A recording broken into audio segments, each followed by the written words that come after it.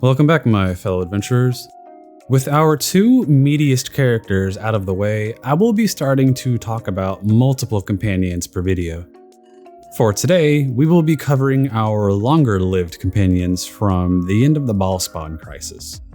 At first glance, each of these characters logically has a small chance of showing up, but first we'll need to take a look at their epilogues and then go from there. Khaleed and Jahira. If we ever become separated, it is imperative that you make your way to the Friendly Arm Inn. There you will meet Khaleed and Jahira. They have long been my friends, and you can trust them. Sadly, as we all know, Khaleed was tortured and experimented on by Jonaleth in Shadows of Am. His body so twisted and mutilated that there would be no hope for his resurrection. But as we all know, we most certainly achieved revenge for our fallen comrade. After everything we've been through, Jahira is a legendary hero in her own right, as much as Minsk or Abdel.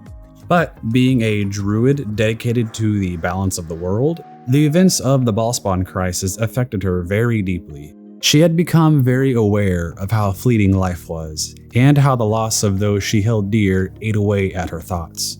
For many years, the real battle for balance was within her own mind. For an untold number of years, she became known as a tireless champion of balance, sometimes working through the Harpers and other times on her own accord. Despite everything, she did remain a very guarded person and never really stayed in one place for too long. It was said that she would have crossed the realm over 3 times in her travels, but never did return to Tethir or the Sword Coast. By the time BG3 comes, she would be roughly in her 120s. We already know we're going to be landing a bit east of the Sword Coast, and considering her crossing the realms multiple times, she is probably our biggest wild card for a cameo. She's a druid dedicated to the balance of the world, and she is a harper. That ties her to the possible faction involvement, and that ties her to possibly showing up in one form or another to combat the coming threats. But the final question is, how is she going to do that while avoiding the Sword Coast? Although I hate to talk off topic, I think this is a good example. And keep in mind, it looks like we as players won't be tied to the coast like the old games. Do y'all remember Toph from Avatar back when many of us were younger? Long story short, in their world, she became a legendary person and retired to roam the world and eventually settled down in that swamp that we saw in the Korra series, keeping an eye on everything from there.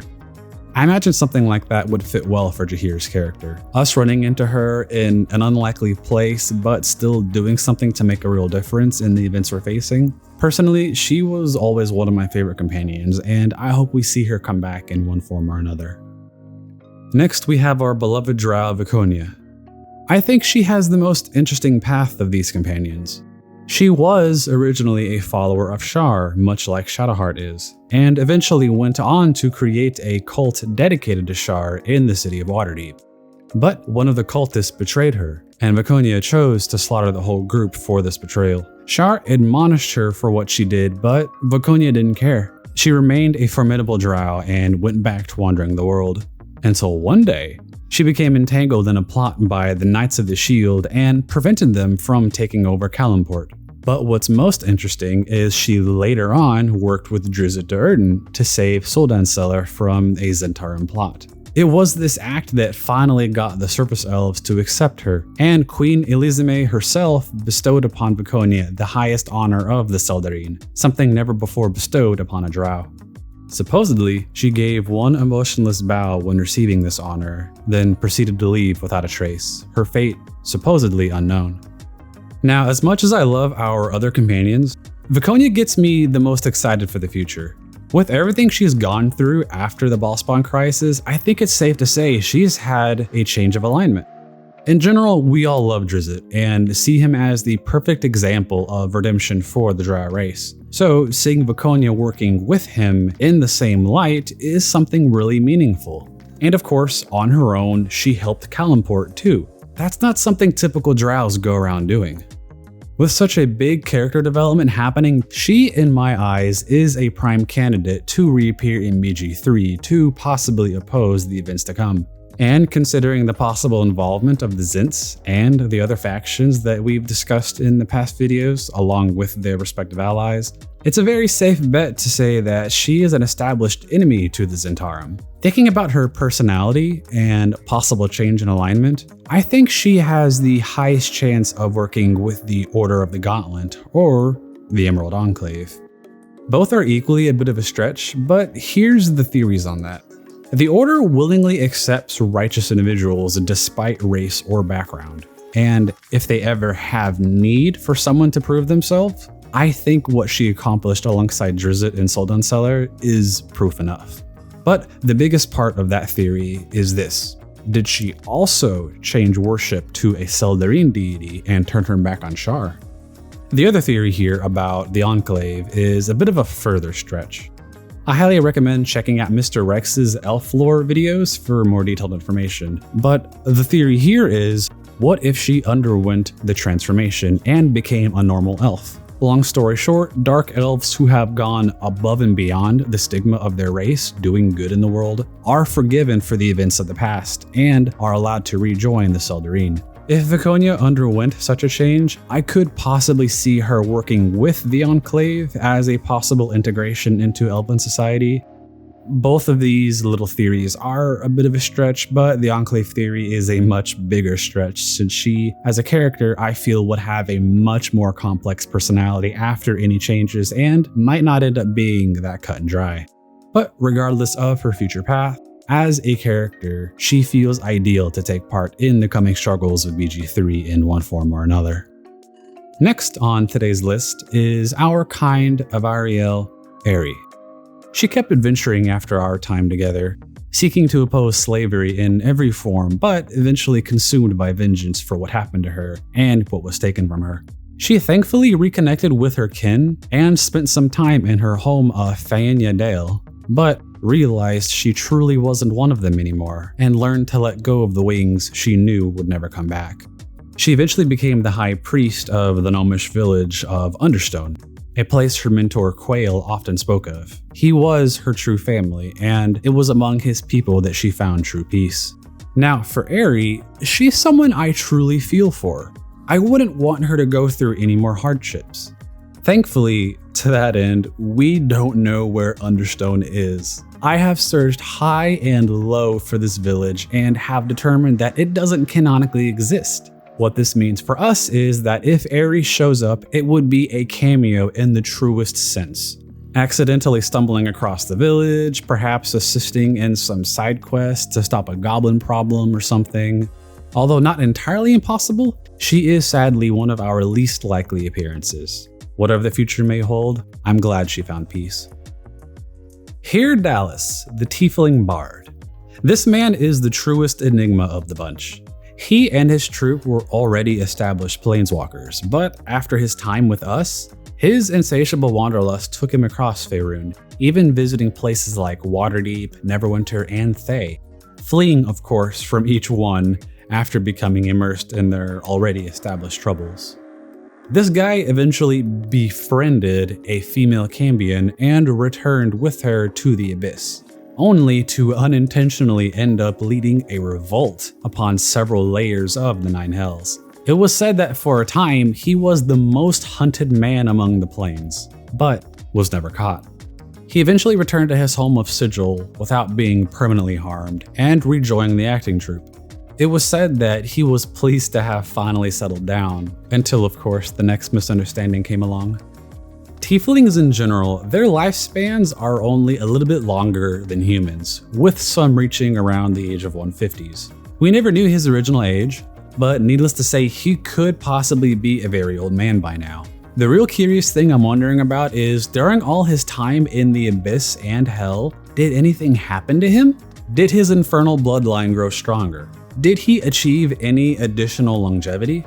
As many of us know, when gallivanting around the planes, let alone the Abyss or Hell, you tend to come out of it as a different person than you did going in. This bard is such an enigma to me that without any established details or timestamps, he could very well be tearing up hell with the female Cambion still by his side, or he could be sitting in some rocking chair in Sigil sipping on some ale. If good old haer'dalis shows up, it would also be a cameo in the truest sense. Possible hearsay of some crazy bard running around Avernus, or some old man telling stories in some pub somewhere. And now for John Jansen. Just from peeking at Reddit, I know a number of you are hopeful for this guy. His life after our time together was of course very convoluted. Filled with half-truths and whole lies, he wrote down and published his memoirs, calling it a Jansen in it report. After spending time in prison for monkey smuggling, he promptly returned to his first love of monkey smuggling. It ended up leading to a riot in the estate of the shadow thief Veleg. Jan, of course, completely denies any involvement with those events, but couldn't come up with anything to explain his horde of trained, knife-wielding monkeys. Thankfully, the thief's death could never be attributed to Jan since he had a large list of alibis.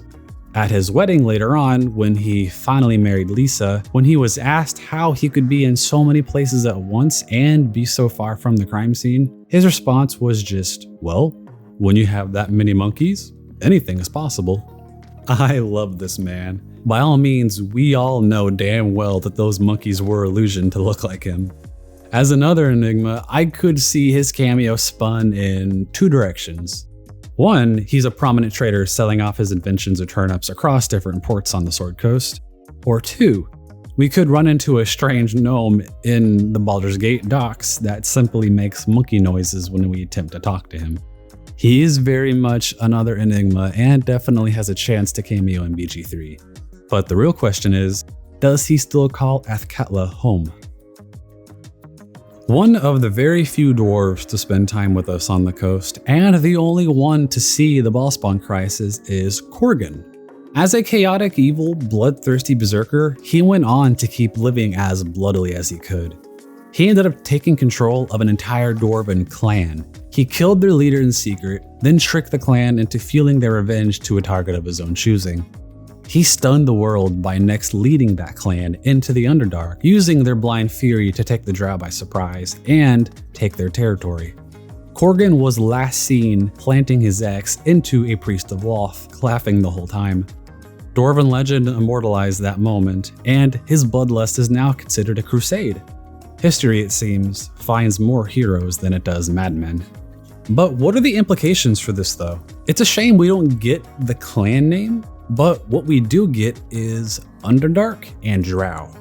Now, if the events of the Ballspawn crisis already didn't make him a legend, what he did in the Underdark certainly did. Dwarves have the capability of living a very long time, and we already learned from the past gameplay demos that we will be taking a trip into the Underdark. Without date specifics, it's very well possible Corgan and his clan could still have a settlement in these conquered Drow territories. Or at the very least, local Drow could have rumors and stories about a crazed dwarf that caused a lot of mayhem over the century. If any sort of cameo happens with Corgan, it would be deep underground when we're going through the Underdark. So keep an eye out for stuff when early access hits, just in case.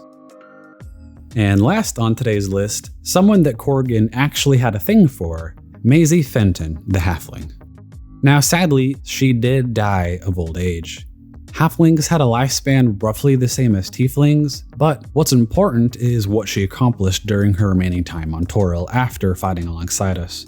She formed a group called the Fenton Knights, a stalwart band of heroes that spawned tales across the realms. Saving endangered towns, preserving ancient forests, facing rogue dragons, and so on. The legend of Maisy and her knights became larger than life, and she took great pride in that in her old age, right till the very end. So the question now is, where are her knights? Did the Fenton Knights disband together in their old age, or did the group grow? Did they become their own order? Barebones cameos and hearsay aside, I could easily imagine her knights holding their own order of heroes, still helping people across the lands. In this theory, we could imagine them doing work with the other factions from time to time, aiding wherever they're needed. But alas, like most of our epilogues, much information is lacking. And that is it for today's group of characters. Make sure to like, subscribe, and comment. I love chatting with everyone down there. It's always fun to see what y'all have to say. Our quest next time around is to go over the remaining human companions that took part in the Bhaalspawn saga and talk about what kind of cameo or legacy they might have left behind. Until then, you can catch me on Twitter at McAllik_. I hope you all have a good one. Stay safe out there.